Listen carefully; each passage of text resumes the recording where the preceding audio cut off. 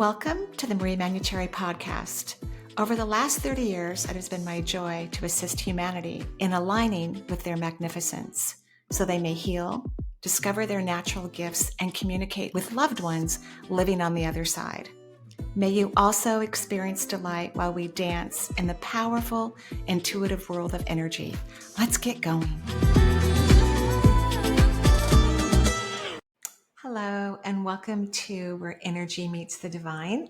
I'm so excited that you're here. Thank you for liking, subscribing, and telling your friends about this podcast. If you want to have a question answered, you simply go to energyintuitive.com and click on the podcast page, and you can leave a voicemail, which I will play here, and then answer your question for you. We've been blessed to have a lot of questions, but I think we can use a few more as I'm now doing 2 podcasts per week. I love to answer new questions for new people. One of the things I've loved about my energy practice is that I've been so busy that my clients who want to see me more than once have to wait for a period of time, sometimes a year, sometimes years. And although that's not always their favorite experience, I actually think that people don't need to see me more than once. But of course, that's up to them if they want to see me more often than that. What I like about having space in between, and that's why, having new people ask questions too is really lovely, is because energy work requires some unraveling. A lot happens during an energy session, and getting an intuitive answers is like having an energy session. I'm in your energy. When someone's asking me a question, I'm answering it for that person. I'm reading their energy. I'm formulating how they're moving energy in their body. I'm seeing some of their past lives. I may be seeing loved ones on the other side. I'm getting a whole conglomerate of information that allows me to specifically answer something for them. Even if I use a similar answer for other people, it's still specific.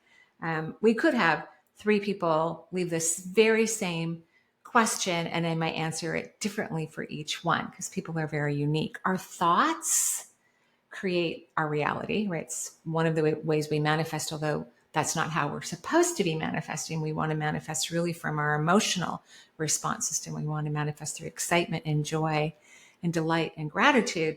That puts us on the path of manifesting what we truly desire.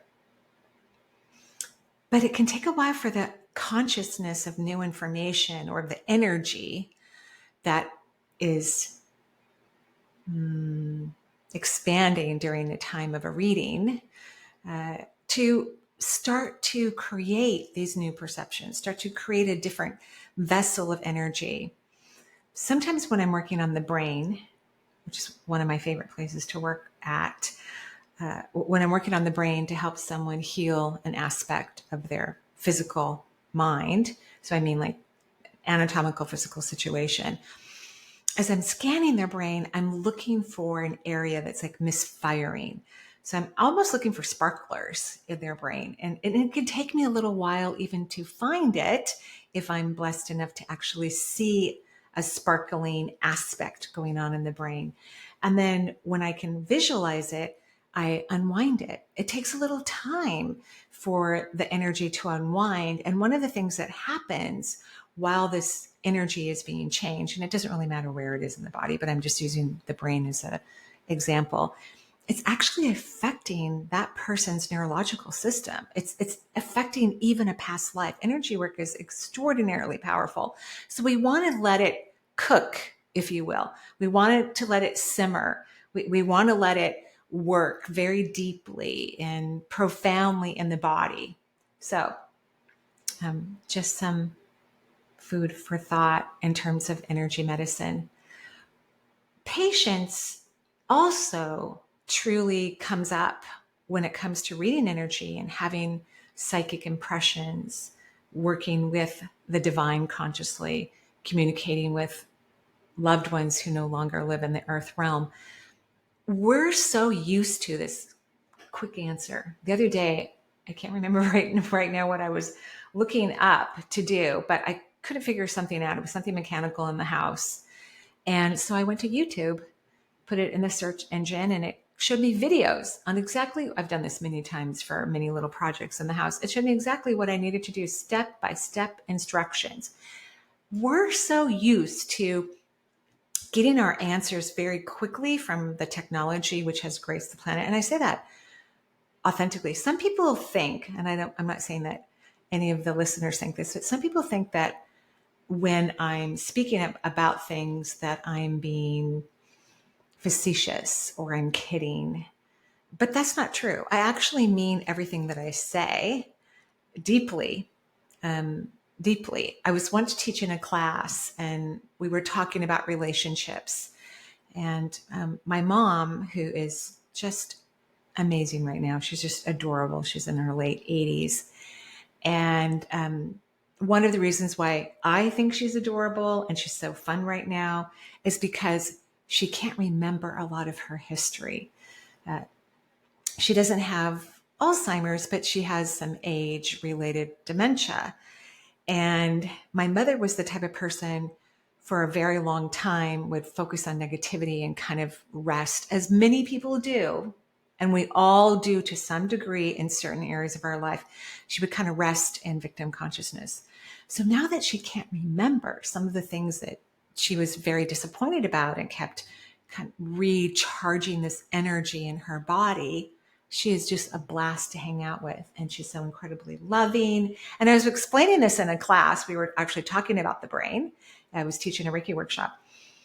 And some people thought I was kidding that I was happy my mother has lost some of her memory. But I'm not kidding.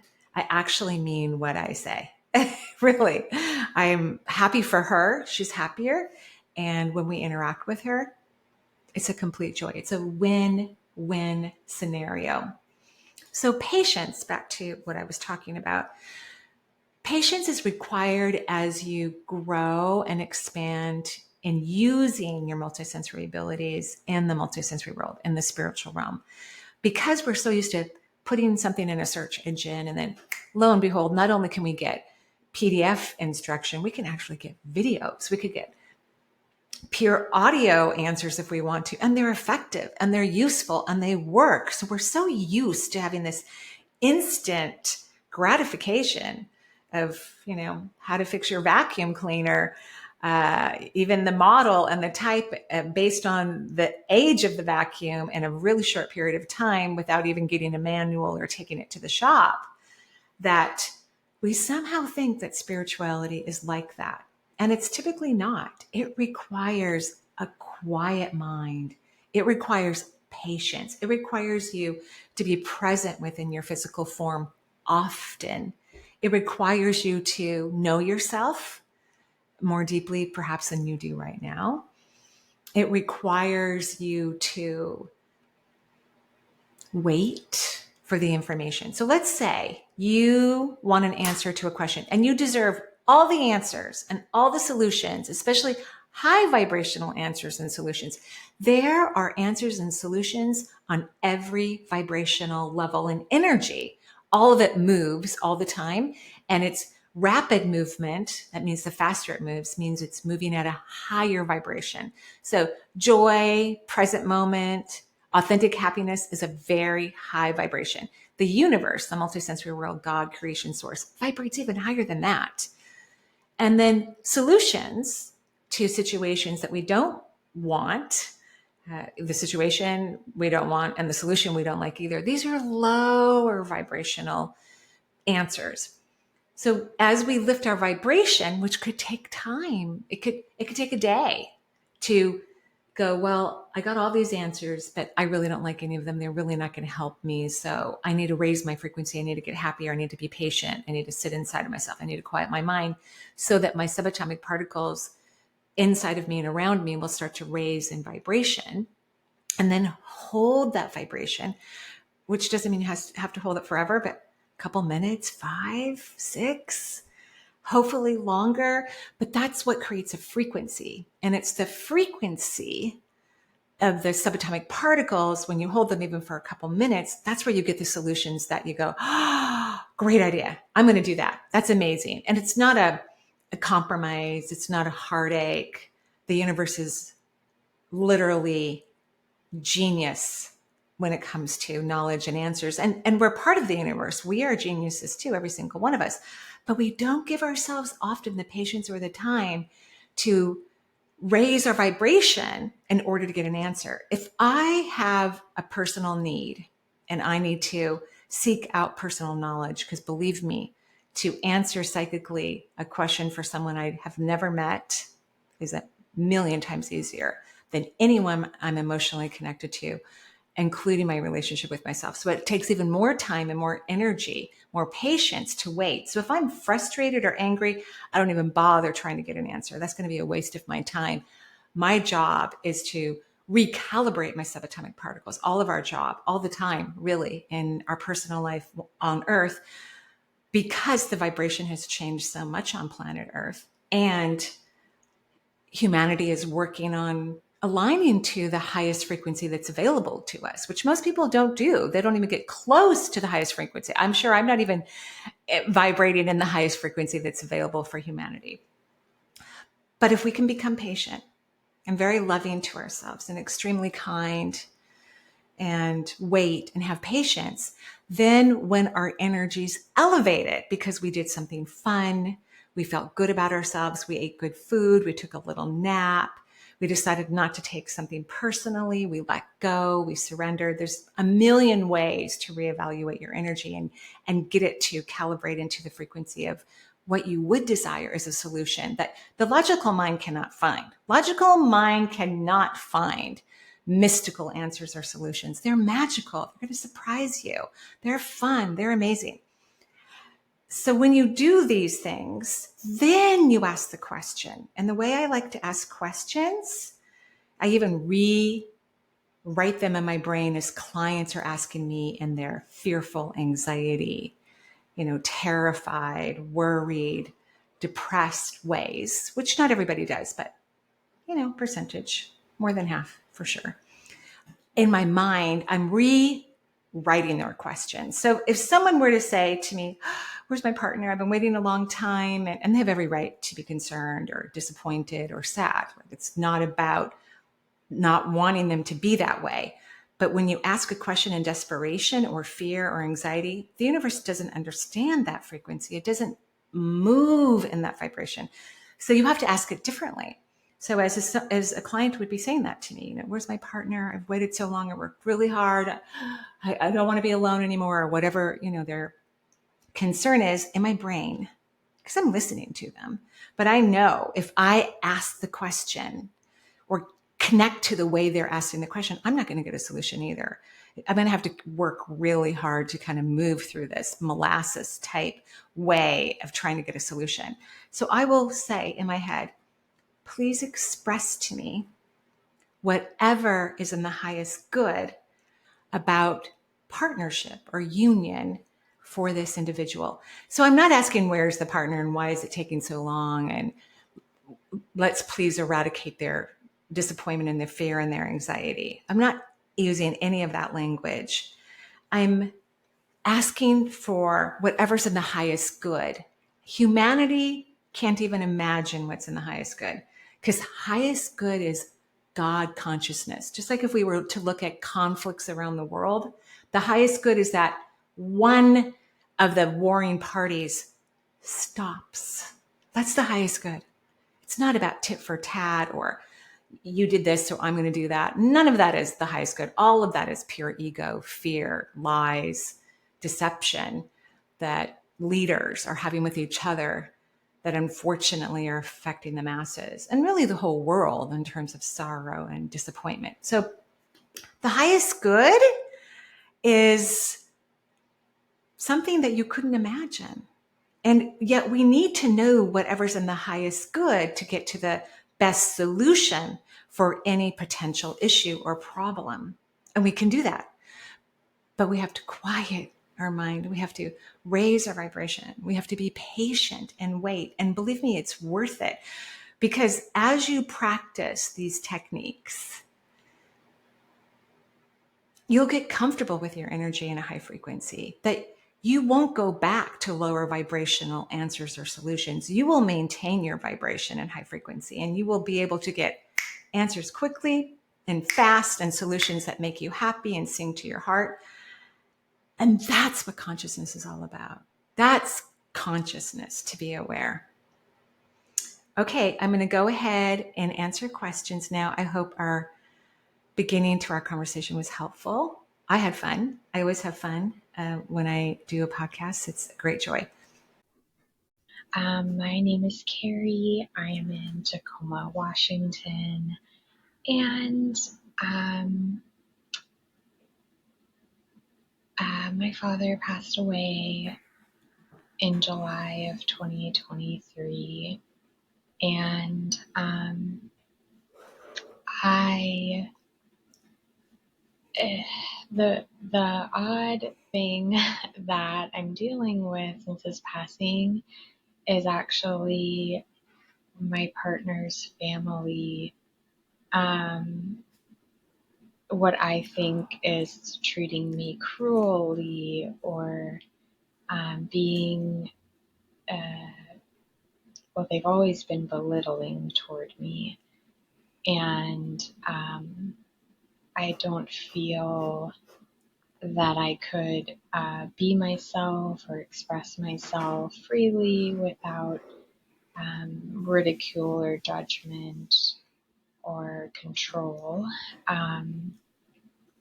The His family, I feel, kind of tries to push me down or belittle me, and I don't know how to move forward, how to respond if I need to. But I think because my dad passed, I am, kind of craving more family connection, and I think this has been just really disappointing. And I don't know why it's affecting me so much, to be honest. I think it's probably just a combination. Uh, my father passed away in the summer, and then his family, his sister specifically, uninvited us from holidays. And so that just felt very cruel to me to not be able to be with people around the holidays. So, anyhow, thanks for listening. You're welcome, Carrie. I'm so sorry all of that happened. I truly am. I think a combination of things occurred. Yes, your dad left. He went to the other side. And he's already been talking to me while I was listening to your question. His sister acting that way, unfortunately these things happen because sometimes there's some family members that kind of hold the glue together, you know. So she obviously really loved her brother, and then all of his extended family, or whatever family was permitted, was allowed to these holiday gatherings. But she obviously enjoyed him. That doesn't mean she was enjoying everyone else. And so some people, because they're not very conscious, just remember we live on a plane where we have older souls and younger souls. And it's about 50-50. There's medium souls too, so it's somewhere mixed up in there. And that sounds like a younger soul move, where younger souls are working on compassion. So they don't always feel others. They feel themselves more. And so if your aunt is really, sad that her brother has left, she may be wrapped up in her own grief and didn't have the energy to entertain the rest of the family, especially if that was her person or an important person for her. So younger souls just don't always pick up on, oh, this will make this person feel this way if I make this action. They haven't lived long enough. They haven't had enough lifetimes. They're not doing anything wrong. They're acting in accordance to their soul age. But there's a little bit of a theme going on here, right? Where people in different families are being disrespectful to you. I think one thing that's happening is you might be waking up to people being disrespectful to you. Older souls can be too nice. They make excuses for people's behavior uh, because they're so compassionate. They can actually see. I remember when I was a kid, and I used to get bullied in school a lot. It didn't matter what school I went to. My mom moved us around a lot, even though we only lived in two different cities. I think I went to 10 schools before I graduated from high school. She just had her own unique ideas about education. So people who are, bully others, and maybe that's not the word you would use, but let's say we're just going to use this right now. They're going to be attracted to people who will let them. And older souls will make excuses. My mom used to say, well, honey, they're really hurt, which was true. They don't have the support that they need at home. All of that's true, but still doesn't mean that it's okay. People don't get to mistreat others just because they're having some challenges. But older souls will be very accepting and again deflect their own needs or what's in their best interest, um, because they can see people more clearly than younger souls. They can actually see dysfunction. So I think you've been waking up, and maybe your dad crossing helped, because he's on the other side now, and he loves you, and he has, when he left his body, he gets to see everyone's past lives. He knows why you're on earth, all the reasons why you incarnated, and what it is that you want to experience while you're here.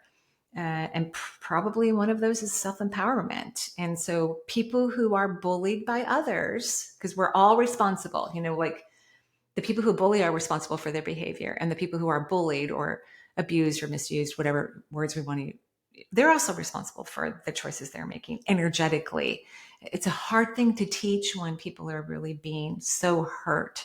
And there's complexities to the reason why souls have experience. They're not just as, I uniquely read for individuals, by the way, as I'm listening, as I listen to your voice. So I think it's time to set some boundaries. Tell your aunt how you feel. There's no guarantee that she's going to be inviting you over for, the holidays uh, this year, but you won't know what's really going on, and people aren't going to know what you really need if you don't share your emotions. And hopefully your partner will tell his family to be nice to his wife or to his partner. That's also important, that we take care of each other. You might need to make a brand new family. And true family, and this is a universal truth. First of all, DNA has nothing to do with family unless you feel loved, adored, and cherished by the people who you call family. And that is the true definition of family, where you feel loved, adored, and cherished. So I think you might be making some new family, and perfect for you. That's great. Set some boundaries, tell people what you need and what you want. They may not be able to deliver it to you, but at least there's clarity. You've spoken your truth. You've asked for what you wanted, which is a form of empowerment. That's what stops people from bullying others, is when you say, you're not allowed to do that, or that's not okay. I don't like that. It's part of, this older souls growing, you know, testicles or ovaries, whatever you want to call it. Thank you so much. Hi, my name is Tan, and I'm located in Indiana. My question is, how can I heal the root cause of my intense vaginal issues, which cause unbearable and often debilitating pain? I was recently diagnosed and continually treated for HSV-1 outbreak in my genitals, and now, only 4 weeks later after my first outbreak, have yet another. In addition to this, for years, I've had nerve pain in my perineum, constant yeast infections, BV, and occasional bladder infections. Also, after years of trying treatment for hypothyroid naturally, I am now on medication for this too, despite having very thick hair, being very thin, and it just doesn't make sense, period. This is the first time I have taken any prescription medicine regularly, as I don't usually even take Tylenol. Thank you, and any insight you have into the root cause of this issue would be deeply, deeply appreciated. Thank you, Tan. I'm so sorry for the discomfort that you're going through. And I love every medical question. And, creation made pharmaceuticals too. So I'm very happy that you're taking Armor or whatever it is that you need for your thyroid. I think that's important. The thyroid's such a powerful gland, and all the hormones talk to each other. All of them do. So, vaginal issues or anything to do with lower reproductive organs for women or people who have female energy or identify themselves that way, it's about repressed anger. You're pissed off. And you were pissed long before the chronic yeast infections or any of those things. You've been pissed for a long time. And I'm sure it's logically, you have every right to be pissed, but we need to get the anger out of your body. If you could throw a couple tantrums a day, pretend like you're 2 or 3. I have a whole slew of grandchildren that can teach you this if you need a reminder. Laid on the floor, kick and scream, throw pillows. Just, you don't have to be angry to do it. So that's the difference between the grandchildren, like they're just completely exhausted, worn out, and they lose, what's going on, and they throw a fit. And that's good.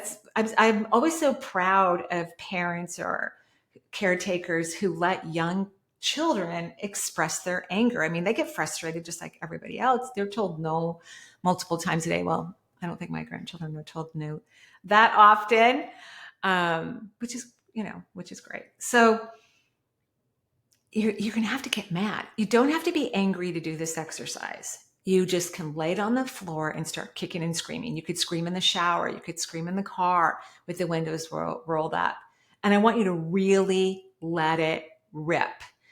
And you're going to need to do this for a while. There's also an exercise where you would take like a badminton or a plastic bat and you hold the base of it, where you would normally hold your hands on it to it tightly with both hands, and you lift it over your head. You lift it over your head, and then you swing it down onto like a bunch of pillows on a bed. So it's kind of like waist height as you're hitting the pillows. And before you bring your arms down, you stick your fanny out because you're going to do a pelvic thrust forward. So you lift up your hands and then grunt like, as you bring your arms down to hit the pillow to let out repressed anger. It works really well since it gets stored in that pelvic cavity and can affect a myriad of organs within the pelvis. As you do that pelvic thrust forward while you're grunting or yelling or screaming or swearing or whatever you need to do, you're allowing more of that expelling of, trapped subatomic particles. One of the reasons why this has happened, besides what I've just mentioned, is you are not a great receiver. So you're pissed, you've locked in the stagnant energy, and you're not receiving. When people become good receivers of energy, it's the positive, high vibrational subatomic particles that actually help move stagnant energy. So when you breathe in, when you allow yourself to receive because you believe you're worthy and deserving and lovable on a feeling energy, not a thought energy, but a feeling energy, then the beautiful vibrant particles actually push up against the stagnant energy in the body, which is not as powerful as vibrant energy. And then the stagnant energy releases and lets go. So you have too much stagnant energy in your body. That's why things aren't healing. You have not been a great receiver. I hope what I'm saying is not hurtful in any way. And people need to receive in order to heal. So I'm glad you're taking the pharmacology for now. I think that's a very good call. And if I understood correctly the virus that you're fighting, naturopaths have some pretty cool, unique methods for that too. And you may have seen a naturopath for that, but they have some really cool, unique remedies for that too. I hope that's helpful. Go get your mat on. Go do it. Go do it. Okay. Thank you. My name is Carrie. I'm from Pittsburgh, Pennsylvania. And I'm wondering if my spirit guides have a message about how I can best access whatever intuitiveness is strongest for me. Okay, thank you very much for all you do. Bye. Hello, Carrie. And everybody, you're welcome. I read all your comments, and of course, I've heard all of your kind voices, and you're all welcome. This brings me great joy, so I'm happy to do it. What I'm hearing is that you actually got great intuition. You're very auditory in your receptivity of insight, and I believe clairaudience is the more challenging skill set to have. And so when someone's clairaudient, they have all the clairs. Everyone's naturally intuitive, by the way. But what they're telling me is you don't listen to it. You don't pay attention. And so you don't know that you're getting an intuitive answer because you're not able yet to have an awareness of what's mind generated and what's intuitive. Intuition is calm, it's compassionate, and it's always a surprise. Always. Years ago, I was shopping with my oldest, who had become newly engaged, and we were in the mall and we were shopping, and my guidance system had already told me, because this was going to be the first daughter to get married, my guidance system said to me, and this is how they communicate. They're kind. They never say anything mean against anyone, ever. The universe loves everyone. The universe is unconditional. And it said, your engaged daughter will desire a traditional wedding. And that's what they said to me.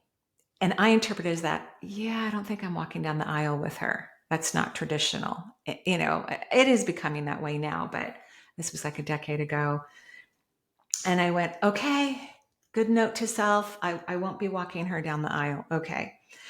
But that very day, and I had gotten the message a couple of days earlier, maybe a week earlier. So I wasn't probing or asking. I'm like, okay, it's going to be traditional. And my daughter said to me out of the blue, she goes, I want you to walk me down the aisle with Baba. And I said, I was shocked. I was like, really? Wow. And my first thought I guess my intuition was wrong. Well, things changed between that moment and the day a few months before the wedding, where it was communicated that it did need to be more traditional. Now I'm telling you this story because we hear intuition. This is going to help you to understand what's intuitive and what's not. So the mind chatters just relentlessly and with very little helpful information for anyone on the planet unless they're doing something logical, right? So that's what the mind's for. When our energy system leaves our physical form, we don't take our brain. We don't need logic in the non-physical, but we need logic here because we have to drink water and wear clothing and take showers, go to the bathroom. We have to arrive at places at certain times so we don't miss appointments or that we aren't tardy to work. So we need a logical mind for logical things only.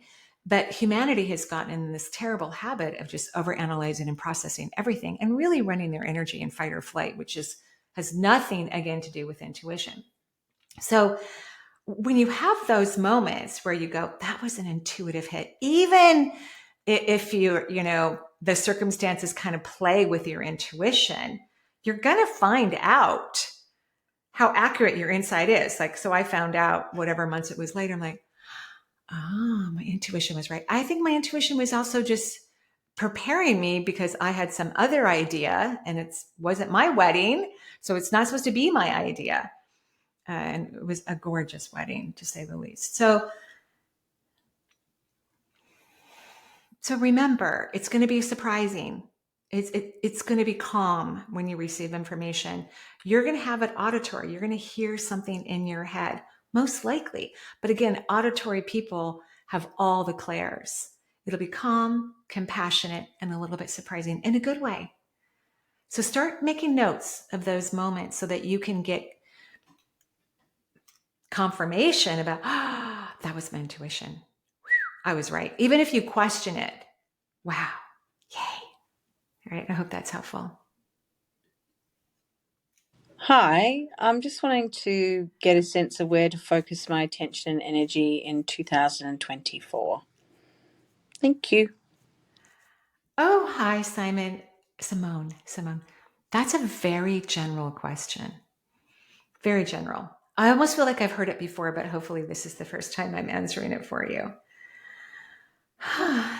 Well, I think you have to get serious about your own purpose, your own true meaning in life for you.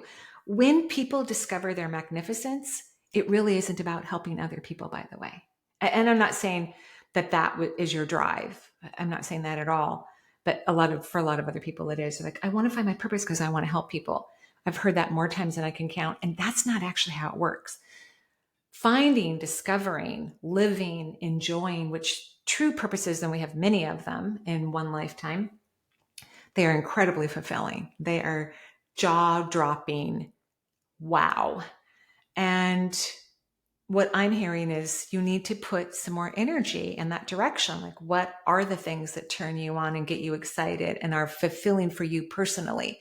It's when we get into that energy, when we accept that, we move into it, we follow the light, because the universe will help us if we get serious about discovering more about ourselves, about our essence, about our God consciousness. The universe helps. It'll go, the light's over here, the light's over here. It's just, will people follow it? A lot of people don't. I use an example, I think today when I was teaching, that if I had a vision in my head of wild horses running down the beach, and I had it more than once, I can guarantee you I would get online, because I want a quick answer. I would get online and find out where wild horses live in the US, and I would go there. That's because I know to listen to the universe. It will make no logical sense that I hop on a plane and go to South Carolina, because I know that they have wild horses there that live on the beaches. I just know this. But there will be an excellent, wonderful reason for me to go to South Carolina, whether it's the Carolinas or the airplane ride there or some mystical experience I have from previous lifetimes with horses. And the universe knows if I get into a close proximity of them, I'm going to awaken something magnificent inside of me. But humans want the how, what, where, when, or why before they hop on a plane and go have an experience. One of my colleagues was just sharing with me tonight that she just got back from a lovely family Hawaiian vacation. But when she got home, she kept hearing and feeling that she needed to go back again by herself. And it didn't make logical sense. I just got back with my family. We had this lovely vacation. But she said it wouldn't go away. So she did what all smart, intuitive people do. She followed her instinct and she booked another flight to solo go back to Hawaii to have some sort of experience. Now, when we're having experiences, and this is the other thing that humans get caught up in, they think, okay, well, I had the experience, nothing happened. Well, you got to wait. It doesn't always happen in the moment. Sometimes it does. Sometimes in that moment, you get a big download and an aha, and it changes your life forever. Other times, it's pleasant, it's beautiful, it's fun. It still doesn't make sense to your logical mind. It may not for months. Sometimes our consciousness has to catch up to the expansion of energy, and that doesn't always happen in a second. It could take a while. It could take weeks. It could take months. It could even take years. So perhaps do Morning Pages by Julian Cameron, or one of my favorite prompting writing books is One Day My Soul Opened Up by Yolanda Van Sant. I loved that book. They're both in print still, and they both were written a little while ago, but that could be a way that you start to investigate your relationship to yourself and what really knocks your socks off. Okay. Hi, Marie. I love your podcast. Just wondering if you think it would be a good idea for me to follow my heart and go into becoming an energy healer. I want to become certified in biofield tuning and Reiki, as well as teach yoga. I also plan on building my fiber arts business, which isn't energy healing, but it does mean I would be forging my own path. The reason I'm asking you what you feel is because I'm on the fence about whether I should scrap my heart's desires for a more realistic goal, like going back to school to get qualified to work in an office or something like that. Not necessarily an office job, but just going back to school in general for a more professional, in the eyes of society, a more professional job. But I know I would be unfulfilled if I chose this, and I would really rather forge my own path and potentially help others to awaken to the reality of the divine within themselves. But then I get doubts and think I need to just work hard at being like everyone else. I do feel like I've answered my own question, but I appreciate your insights as well. Thanks for inspiring me to develop my intuitive gifts. Great, Keisha. That's a really great question. I don't think anyone should go to school or college unless they feel inspired to do so. So that's what I think. I think a lot of our young people waste a lot of their time trying to, be responsible and get that good paying job. And then they're miserable because they don't like their job. It doesn't feed them in the right way. Money is very different than work. People can create wealth through their work, of course, but what needs to happen globally is that humanity needs to change their relationship with wealth, with money, with resources, finances, whatever word we want to use. That's what leads to financial freedom. And then when people have financial freedom, just because they've changed the way they vibrate their subatomic particles with the resources that here on Earth, then they have the freedom to explore whatever makes them happy. And they will continue to make wealth no matter what they do. That's what we want. We want to have such a good relationship with the vibration of wealth. It doesn't matter what we do, that we're just going to create financial comfort. This will happen on the earth. Maybe not in my lifetime, maybe for many people in my lifetime. So, and I've mentioned this a few times on this podcast, by the way, I think it would be incredible to determine what makes you as an individual incredibly happy. And it cannot be about other people, because people can disappoint us or piss us off. And, relationships can be unique and interesting from time to time, even the best of relationships. So choosing what makes you really happy cannot be about another human being or even a dog. Because, Huckleberry, my cat, sometimes poops on the floor downstairs. I have no idea. He's mad at me for something. He has 2 litter boxes that are fresh and cleaned regularly. But when he's mad at me, he will, so it can't be pets either, because they could throw up or poop in your house or eat your sock. So it has to be something else. Some of the examples could be light shining through windows, the sound of waterfalls, glacier meadow. For me, it's subatomic particles. It could be a smell of something, orange blossoms, or the sound of air, wind in the trees. But again, this is a contemplation and getting to know oneself so that you can identify what brings you personal joy. And then once you've determined what that is, and you would feel your energy system rising to those higher vibrational, aspects, where we can co-create at the levels that we desire as well. When you have that rise in your energy system, then okay, it's this is what makes me happy. And then whenever you are about to interact with money, you first need to feel this thing that makes you happy before you touch a credit card, cash, your wallet, a purse, before you put your password into online banking, before you open up financial mail, before you write a check. Every single time for the rest of everyone's life, we need to recalibrate our energy away from fear of not having enough wealth, so that we can just allow financial freedom into all of our lives. And when humanity reaches a tipping point, we don't need to teach everyone on the planet a spiritual vibrational technique in order for us to have a shift in consciousness, a tipping point. We just need to have, I don't know how many, let's say, I don't know, I don't know, maybe 10 million or a billion. It's not everyone on earth. We don't need 8 billion people to do what I just described in order for us to create financial freedom for the masses. We just need a percentage. So in doing this for ourselves and creating the freedom and the ease in our own flow of finances, we are helping the human race so that everyone may be free and can study where they want to and when they want to, and travel the world and care for others with ease.